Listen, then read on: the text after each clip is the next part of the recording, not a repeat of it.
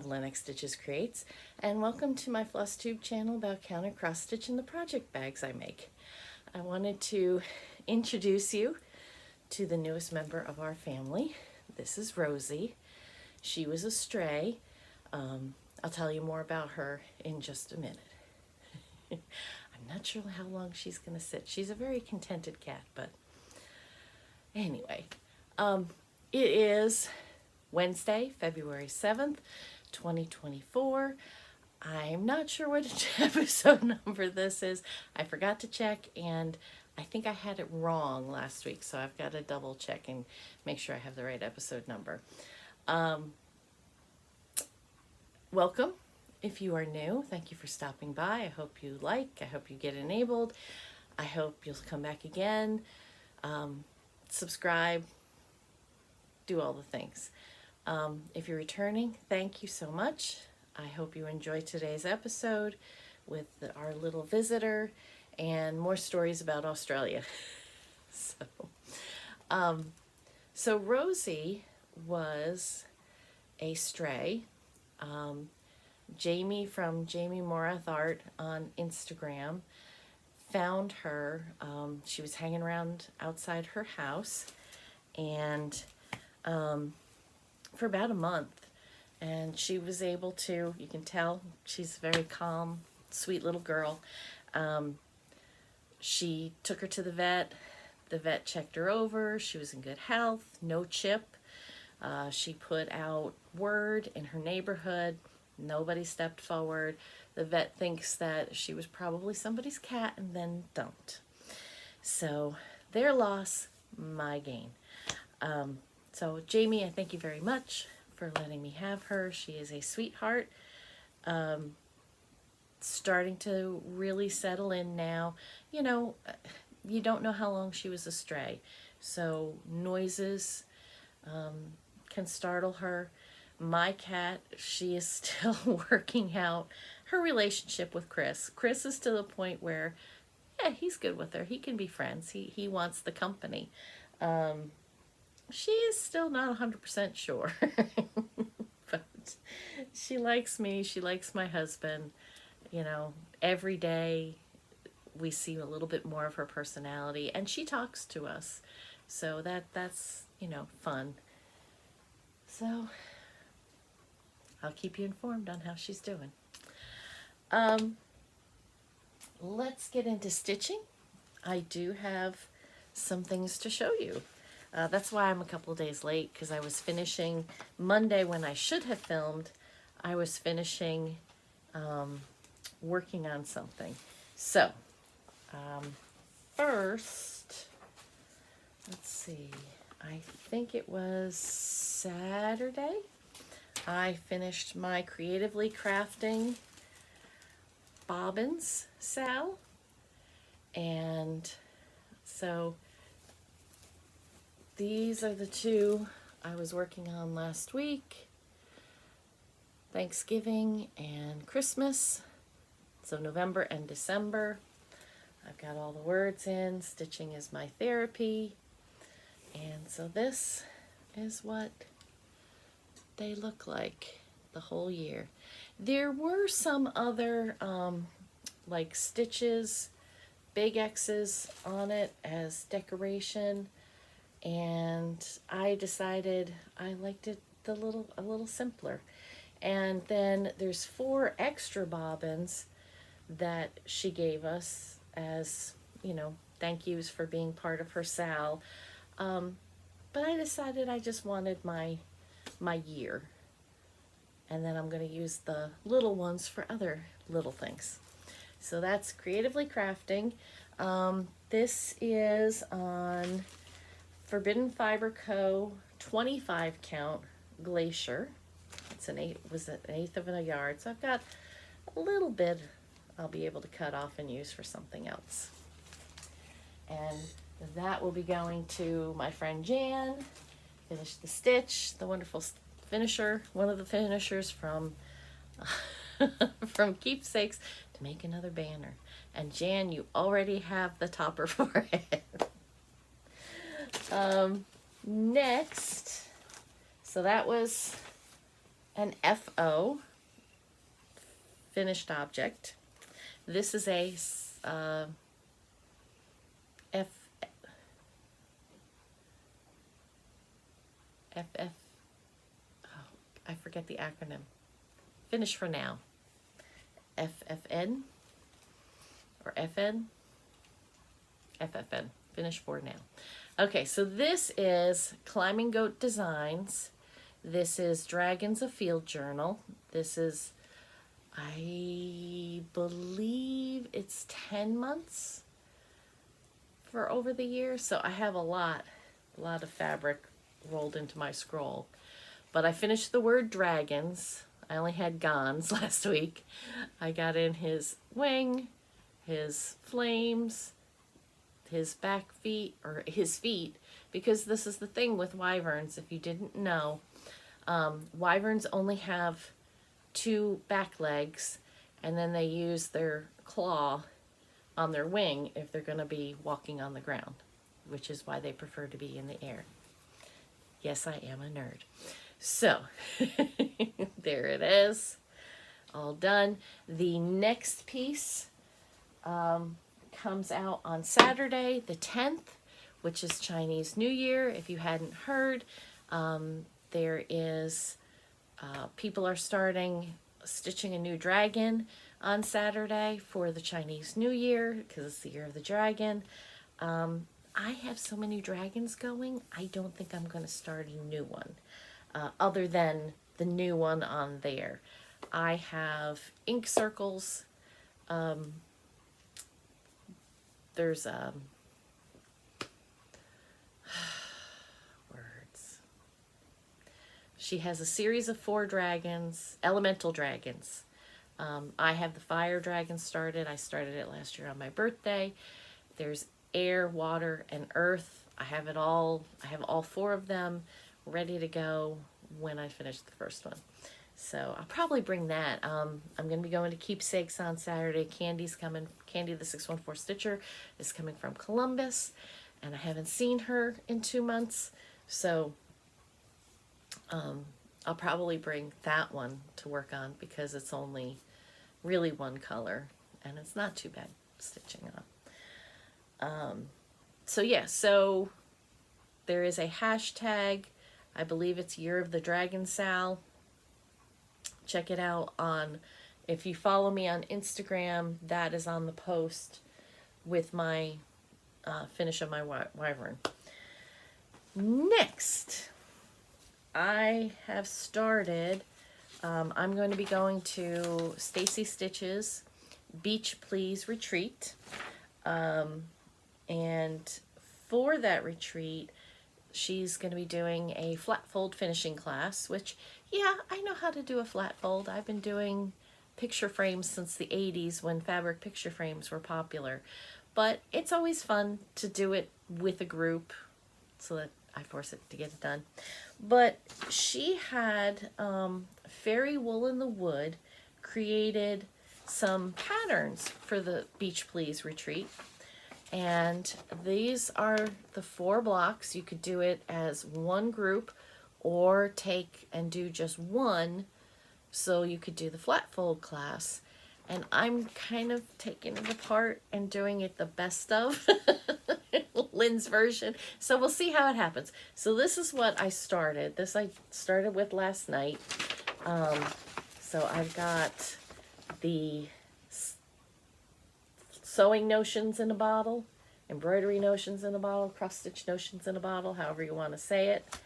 And then I want to do the crab holding the hoop next to the bottle. And I like that crab holding the floss. And I haven't decided. I probably will do the dolphin. I don't think I'm not going to do the octopus. I might do the mermaid, but I'm probably going to do the dolphin. So, we'll see. So, that's fun. And this is an opalescent fabric. I thought that would kind of resemble the beach. So, that's fun. So, that's all my stitching for this week. I have just 2 pieces of haul, things that I purchased. Well, that's not really true. Oh, I didn't bring those in though. I was at Michael's this morning after my doctor's appointment, and I found a couple of Christmas things. Now is the time to go to Michael's. If you have a Michael's nearby you, now is the time to go. Check out their clearance section. Everything's 80% off. And look at those little square things that maybe you like the outside edge to, that you could then put a flat fold type piece onto that block to hang up. It doesn't have to be a Christmas thing. It could just be something that you like. Though, one of the ones I picked it up for, when I finish my Christmas one, I think it's big enough to fit perfectly, I hope. And then I found a spring piece that I have one thing I was thinking I might put on it, but then I remembered I just bought this pattern. It's called To Be. It's by Megan at Georgia Girl Stitching, and it was inspired by Candy, the 614 Stitcher. And the funny thing is, I knew that the minute I looked at it, before I even read it, because I looked at it, I'm like, oh, snowflakes, sea turtles, butterflies, Candy will love that. And I saw it was for her. So it makes perfect sense. So as unique as a snowflake, as resilient as a sea turtle, as hopeful as a butterfly. And if you watch Candy at all, you know she loves all 3 of those things. Purple is her favorite color. So, and I love these colors too. I think the quote is gorgeous. So, yep. And it's only 6 colors. And it's called for, she's done a combination of Gentle Arts, Classic Color Works, and Weeks Dye Works with B5200. And the stitch count, oh, I don't have that. 108 by 191. But, you know, so much of that, it's not like it's full coverage. So I think that would be a very enjoyable stitch. I'm looking forward to starting it. I have a piece of fabric that I kitted up for something else that I think I might switch or see if there's enough room to do both projects on it. The other thing that I can't, it's nothing to show you, it's my receipt. I got my invoice from Colleen at Rebel Stitcher for the Sweater Weather Retreat in October. I went in 2023. So everybody that went in 2023 gets first option to register for 2024. It was a great time. Bobby from Pumpkin Creek Primitives and I are gonna room together. At least that's the plan. You know, it's only February. Who knows what might happen. But we plan to room together again. We had a great time last year. If you went, you know what a good time it was. If you didn't, I hope that you have the opportunity to get on a wait list or even get in now. I don't know. I don't know how many, you know, Colleen has. And I'm not 100% sure when she's going to open it up. So if I find that information as I'm editing, I'll put it here when she's opening it up to public. And speaking of retreats, the Black Needle Society, Camp Black Needle, that happens in August. This year will be the 3rd year, and it goes on sale. Registration goes on sale for those who went last year, Friday the 9th, and for everybody else on Saturday the 10th. So if you're interested in that, it's been a great time. I did not get to go last year because of COVID. I went the year before. It was a lot of fun. This year the theme is going to be on holiday. So all different holidays. So that should be fun. Some Stitchy Kindness that I got. I was making it through my mail. I had a lot of Christmas cards. Thank you if you sent me a Christmas card. Connie and Melina and their Christmas card sent me a skein of Etoile. Can you see the spark? Yeah, there you go. So that's always, I do like sparkle.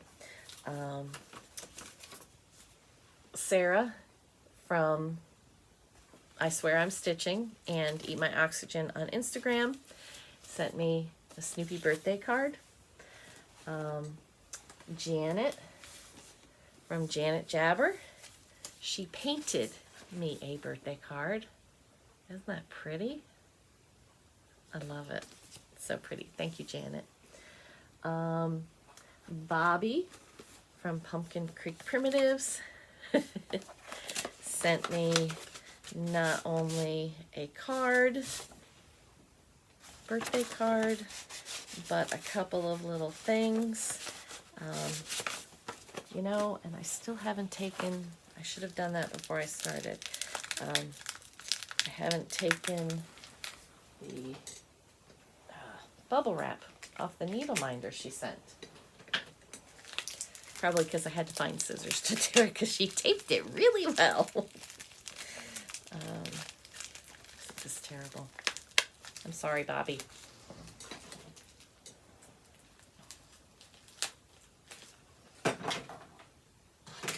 Okay, so she sent me a needle minder, which is a cameo, and I love cameos. I have a beautiful cameo, and I'm not sure where in the family it came from. It could have been my great-grandmother's. Could be farther back. I don't really know.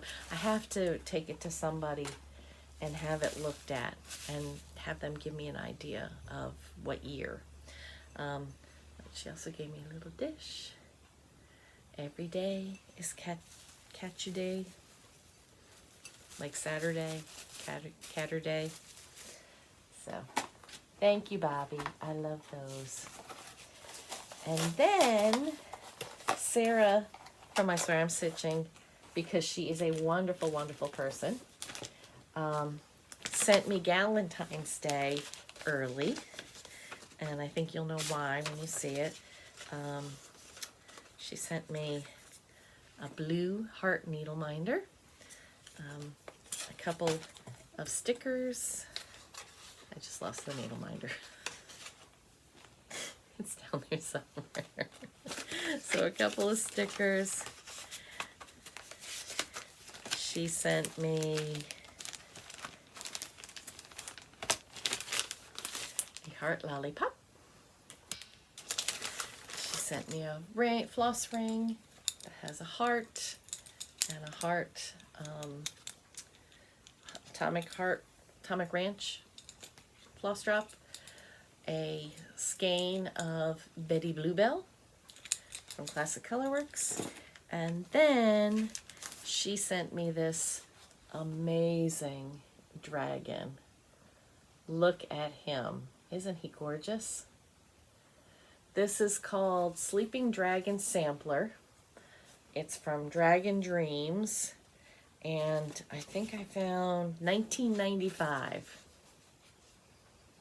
So, 1995. I was in Erie, Pennsylvania. I had 2 small children. My third one wasn't even thought of yet. I didn't think I was going to have a third one. But I love it. Thank you so much, Sarah. I have been a terrible person. I started to, you know, it's one of that, like that meme. I either message you immediately, or I think that I've messaged you, and 3 weeks later I realize I still haven't. Yeah, that's what it is.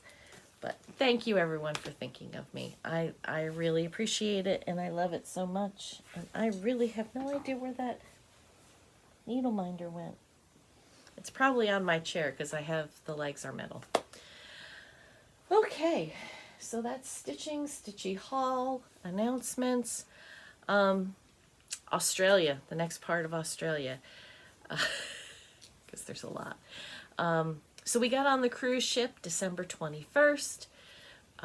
We took it easy that morning. We had stayed overnight in Sydney, and we made another run to Sticky, which is a candy store in Sydney. They are on Facebook and Instagram. They put videos all the time. They're one of those that does all their hard candy. They're little round hard candies, but they put faces and words and all kinds of things. They do it all by hand, and how they can envision. And maybe it's like cross stitch and knitting and crochet, where you do it enough and you can start to see what you need to do to get these things. But they do the most amazing pictures in these little teeny candies. But they start out, if you've ever watched Candy Making Show, and if you haven't, go on Facebook or Instagram and find one of their videos and watch it. They start out with this giant log, and then they stretch it, and they keep pulling it until it's this big, and they get it on the cooling table, and then they can just chop it up. It's amazing to watch. It's really fun. And if you've watched Sticky on Facebook, Instagram, social media, whatever, you would never realize how tiny the store is. It is just what you see. That's pretty much it. There's like a space to walk around where they're working, and that is it. It is so small. It was really kind of funny. The first time we went, I'm like, this is it? But the flavors are amazing. The people are wonderful. Everybody in Australia was wonderful. I can't say that I met anyone that was a jerk in Australia. I really can't. So after we made another trip there, because we didn't want to do it while we were traveling, so we made a trip there, bought a whole bunch more candy to bring home, and went to the port to get on the ship. So we were on the ship about 1:30. We were able to get in our room pretty early. I don't know that I took pictures of the room itself. We had splurged because I can't be in a room without windows. I did it once overnight, and I could never have done it for 35 nights. It wouldn't have happened. So we had looked at the room prices, and it wasn't that much more from a room with a window to a room with a veranda. And we got a couple of perks with the veranda, so that's what we went for.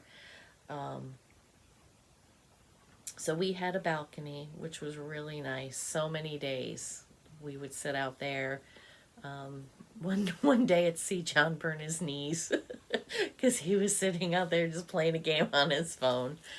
But yeah, so, if you've been on a cruise, they've got all the food going, and you can get drinks, and there was the sail away party at, I think we left at 5. So one of the things with leaving Sydney is you sail under the Sydney Harbor Bridge past the Sydney Opera House. And that was really cool to go under that bridge. That bridge is a train bridge. I don't think cars can go on it, but you can climb to the top of the Sydney Harbor Bridge. That is not something I never ever want to do. If you ever watched the TV show Biggest Loser when it was on, one of the seasons they went to Australia, and that was one of their challenges, was to climb the Sydney Harbor Bridge at a certain pace and everything. And then I was thinking, no way would I ever do that. But, there were people up there when we were, so everybody was waving to the people on the top of the bridge. And then, of course, the captain blew the whistle, so I'm sure he scared the crap out of some of the people on the top, because I jumped when he did it. So the 22nd was, I believe, was a sea day. I've been trying to look. I can't find our schedule of events, and our phones, when you take pictures, you can look at the date. Our phones have changed everything to this time zone. So things that we did, like something happened on the 27th. It says it was on the 26th, which would have been the day here, but that's not when we did it. So I'm pretty sure that first day was a day at sea. Yes, the 22nd was a day at sea. 23rd, we were in Brisbane. We did not have a tour scheduled. We had just planned to take a fun day, just kind of wander around ourselves. And the cruise ship had, I'm thinking trolley, I'm thinking everything but the right word that I want, but buses to take us in and out of town. And they, did circuits. Well, when we went, the bus came and he's like, I'm not taking anybody, I've got to get back. And we're like, what are you talking about? So we went back inside because they were like, well, we'd already been waiting for half an hour for this bus. We're like, well, we're not waiting another half an hour in this heat because it was hot and it was humid. And so we thought, well, we'll go back this afternoon, and then it just never happened. I started stitching. He was playing on his phone. We were both happy. So, Brisbane, I'm sorry we didn't get to see you. Reason to go back. So that was 22nd. 23rd? No, 23rd. 24th, Christmas Eve, we were in Mululaba, I believe is the town name. Forgive me if you're Australian and I said it completely wrong. I've been tried. That one's a tough one.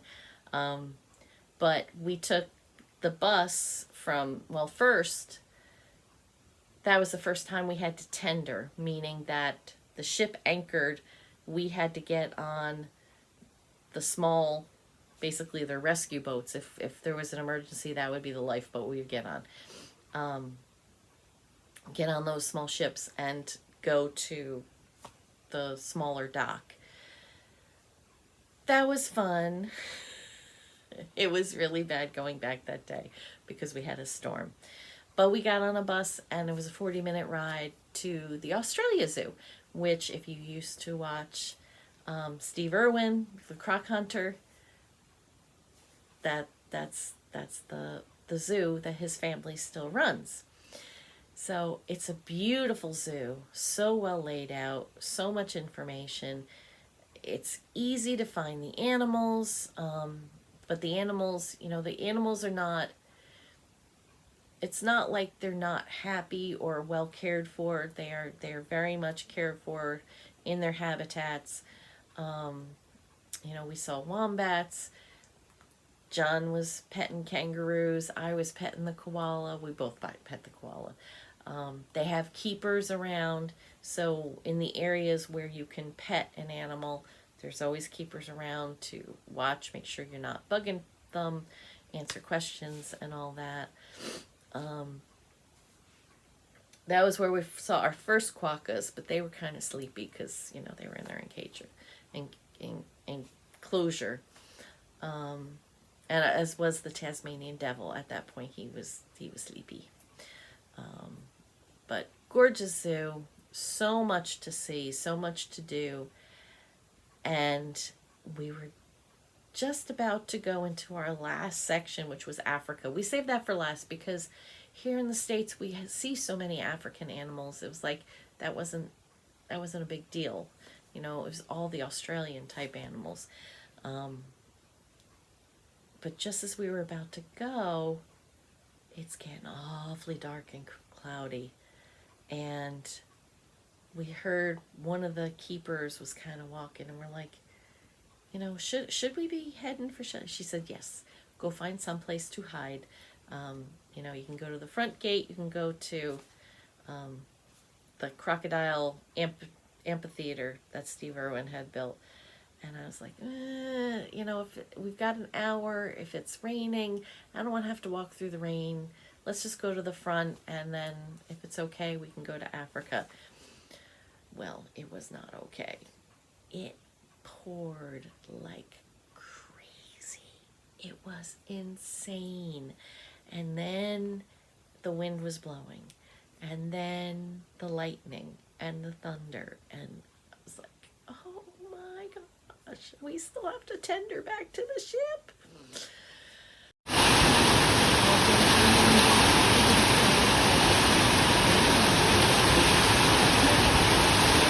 So a lot of our group had started coming up. The buses, of course, waited until it was time to pick us up. So I did a lot of gift shopping, or shopping in the gift shop, that I wouldn't have done in that storm, but it's okay. So yeah, so we missed the Africa section. I think that's okay. I don't know. Another reason to go back. But that was a great trip. But then tendering back, the storm had stopped, but the ocean was still very wound up. And my army man is not a great sailor, so he was not a happy camper by the time we got back to the boat, because it was like a 40-minute ride to get back to the boat, especially because of all the storm. And then getting off the tender, it was moving so much. You had to really, time it. I don't know how some of those older people got off, because some of them didn't move that great to begin with. And to get on and off those little boats, I just don't know how they did it. But it was a wonderful day at Australia Zoo. I loved that day. So that was Christmas Eve. We had Christmas goose for dinner. Christmas Day was a day at sea. We just kind of hung out. We dressed up for dinner. But other than that, I don't remember us doing anything. We might have gone to the show that night, but I can't remember what it was. You weren't allowed to take pictures during the show, so, I don't have that to keep track. The 26th, Boxing Day, which is a holiday in Australia, we were in Townville. We got off the ship. We walked into town. We saw museums that were not going to be open again until January, so we saw some pretty birds, some rainbow lorikeets, gorgeous, gorgeous birds. It's just so different, the wildlife in Australia from anywhere else in the world, because 80% of it is native to Australia, and it is nowhere else in the world except for zoos. But so it was another relaxing day, not much to do, which was okay for me because I wanted to stitch anyway. The 27th, we were in Cairns. We went to the Great Barrier Reef. So much fun. We took, it was this huge speedboat. I mean, I don't know how many of us there were. There had to have been 100 on this boat. And it went fast. And it took us to this platform out over one section of the Great Barrier Reef. There was a semi-submersible, which was glass bottom. So you were under the water, seeing different fish, seeing the corals pretty close up. Once again, my army man did not like that. So he did not go on the regular glass bottom boat with me, which went further out across the reef, away from the platform, which was really cool. Then we had lunch on the platform, and we went snorkeling. You have to put stinger suits on, because at this time of year in Australia, especially in northern Australia, it's jellyfish season. So a stinger suit, it's a heavy nylon suit. Think of like scuba gear, the wetsuits you've seen, but it's more like a heavy nylon to the fact, and it covers, like, there's even a mitt that goes over your fingers. There's hardly anything of your face showing, and then you wear the goggles, so there's almost nothing skin-wise showing, because there's two different kinds of jellyfish that are really bad. There's the box jellyfish, which are big and have tentacles that can wrap around you, and that's very, very bad. And then there's small ones, and they say you can't even see them, but they can, like, you get multiple of them, and they can sting you, and unless you have an allergic reaction, not necessarily going to kill you, but it's very uncomfortable. So we put the stinger suits on. There are no pictures of that. John about to take pictures. No, no one wants to see that. I'll just tell you about it. And we went snorkeling around the area of the platform, which was very cool. I'm not a good snorkeler. I don't know why. It's partly because I'm buoyant because of my weight, but the whole having the tube and breathing through the tube, I don't know, I don't do it well. So we weren't snorkeling for a long time. But when we got in, we were told, oh, well, you only have this amount of time. And we're like, well, we thought we had a whole nother hour. And they're like, no, we need to be back by that. I'm like, oh. So we were only in for about 15 minutes or so, which is a little sad. There were people that went actually scuba diving. They went out on private tours along the reef, and one of the guys, I was like, I have to be nosy, what did you see? So he was showing me pictures that they had taken with their underwater cameras. That was really cool. So Great Barrier Reef, beautiful, amazing. All the fish, all the coral, all the different kinds. We had at least 2 young men that were cousins that were Aborigine, and I forgot what group of people they belonged to, but they played the didgeridoo, which, if you don't know, it's like a long wooden hollowed out stick, and basically you play it kind of like a kazoo. You've got your mouth in it and you're making, and he was amazing. We had some video. I will try to put some video in. That video I will definitely put at the end. I know last week I said I was going to put all the pictures at the end, but I put them in. It's easier when I'm talking because then I don't have to do all the extra typing. But it was amazing. And what he told us was the didgeridoo are only in certain sections of Australia, mostly northern tribes. Only the men play them.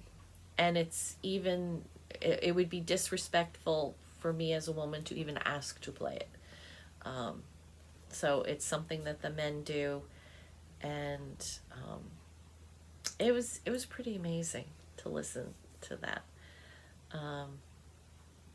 We saw, what did she bring out?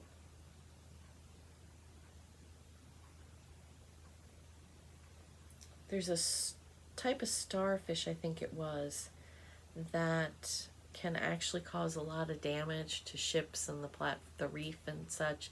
So they're always on the lookout for those. But once again, it was a fun day, so worth it. So that was the 27th. And here's where I'm losing days.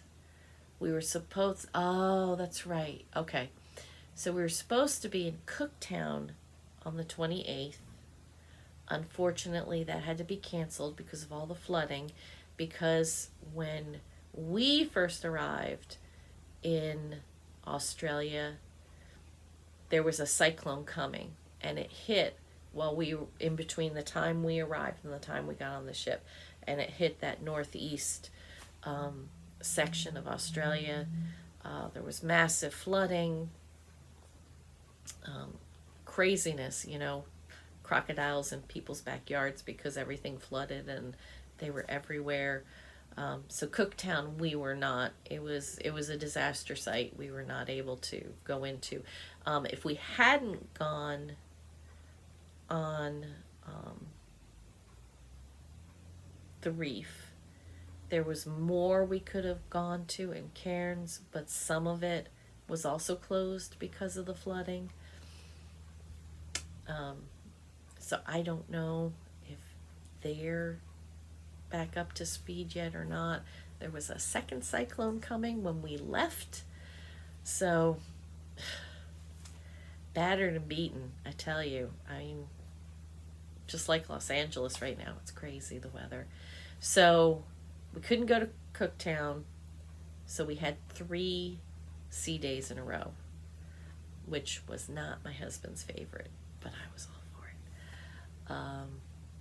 And then New Year's Eve, let's see, 27, 28, 29, 30.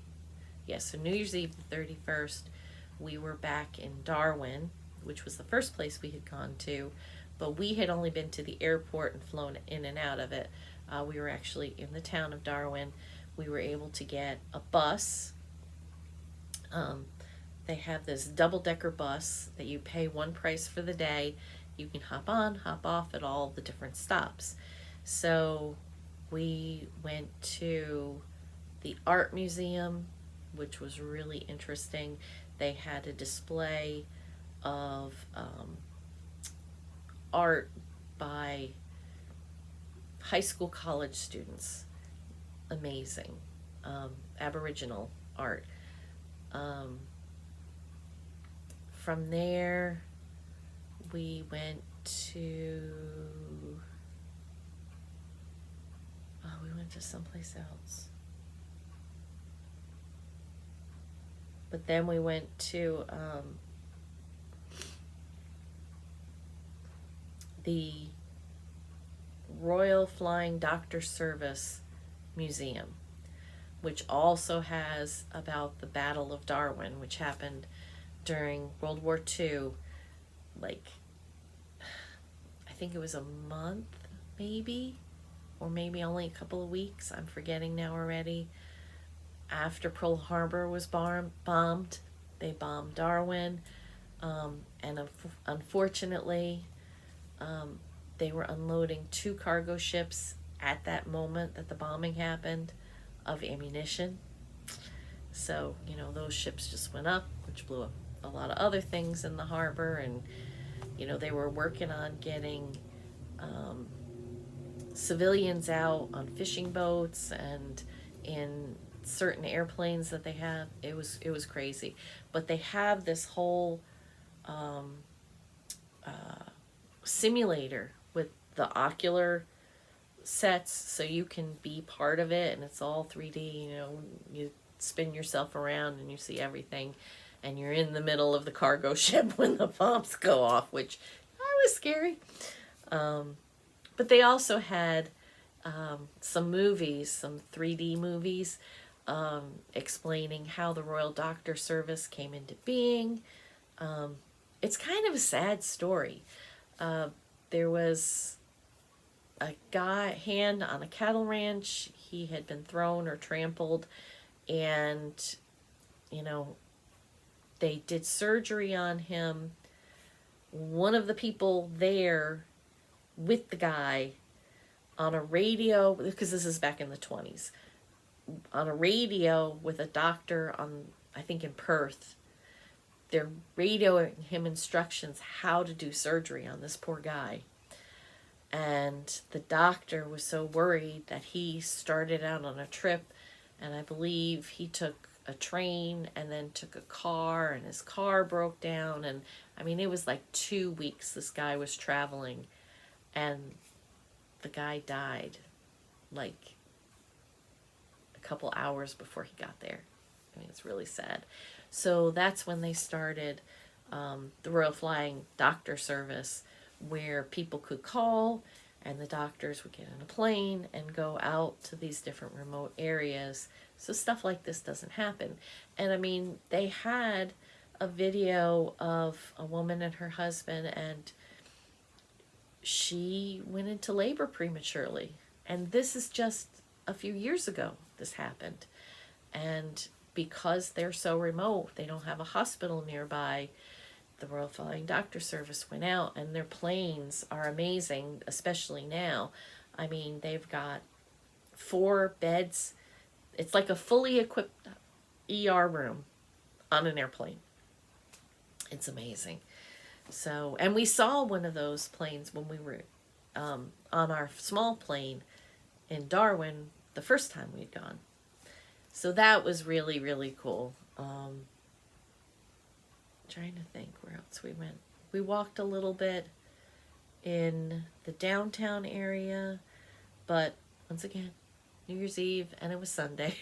So everything's closed. The first half of the trip, we had such luck with getting things. It was like, oh my gosh. So that's where I'm going to leave you for today.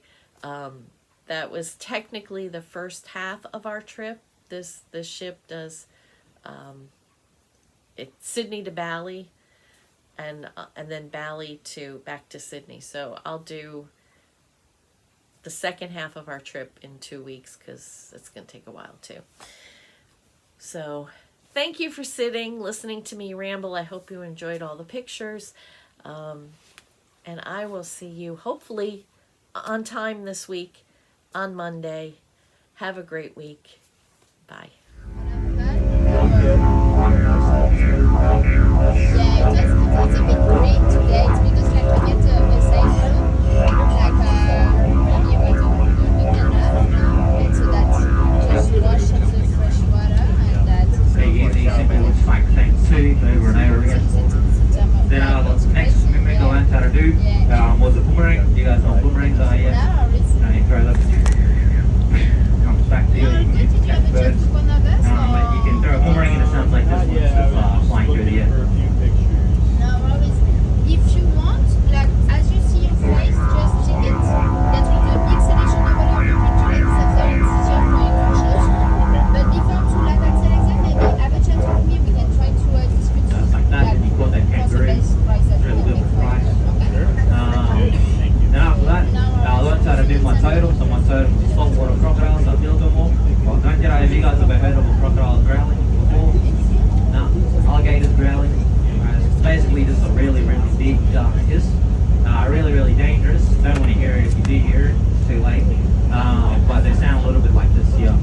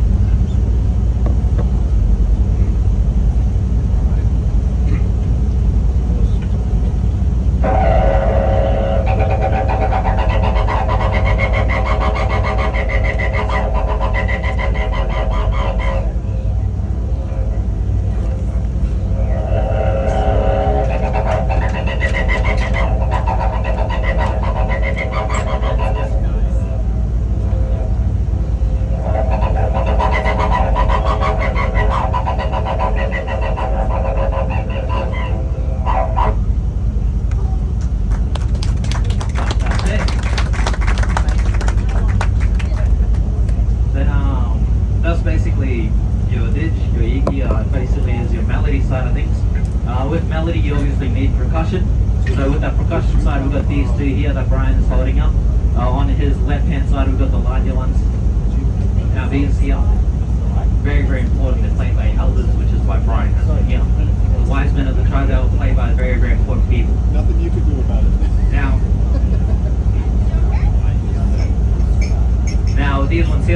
so they were played by your elders, your very important people. Now they're used for a lot more ceremonial dances, so dances with a lot of story behind them, which is why they was played by them. Now they play a lot more slow, so they hit every first beat, just like this here.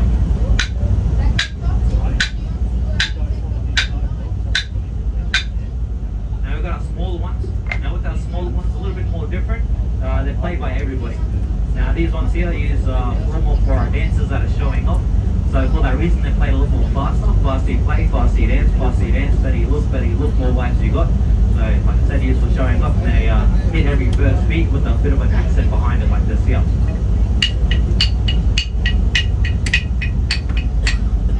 Now, best way I like to say to explain them is the larger ones are a little bit like Alan Jackson, country singer. Small ones are like Michael Jackson, right? A little more faster.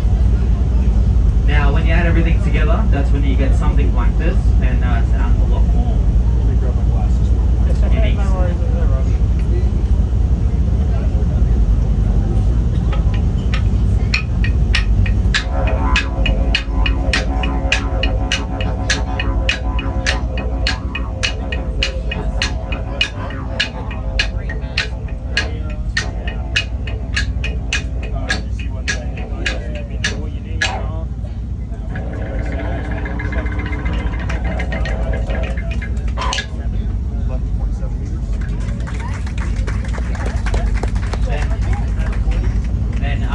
Do that, obviously, like I said, performance arts, and that's where dancing comes in. So obviously you wouldn't call it dancing. What we call it was warama. So warama, a lot of people just know it as shake leg, but basically it's a little bit of a show off dance that we did around here. So Brian is going to demonstrate that one for you guys. So he's excited.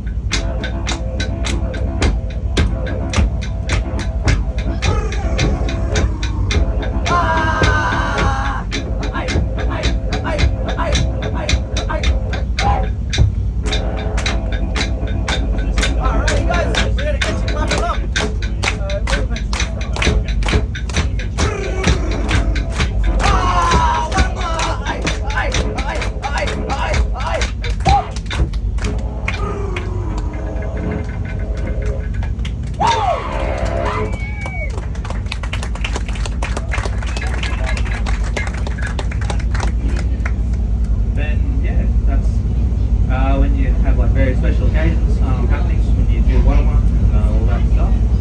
But that's about it from us, guys. If you have any questions, feel free to come flag us down. We're going to be up the front here for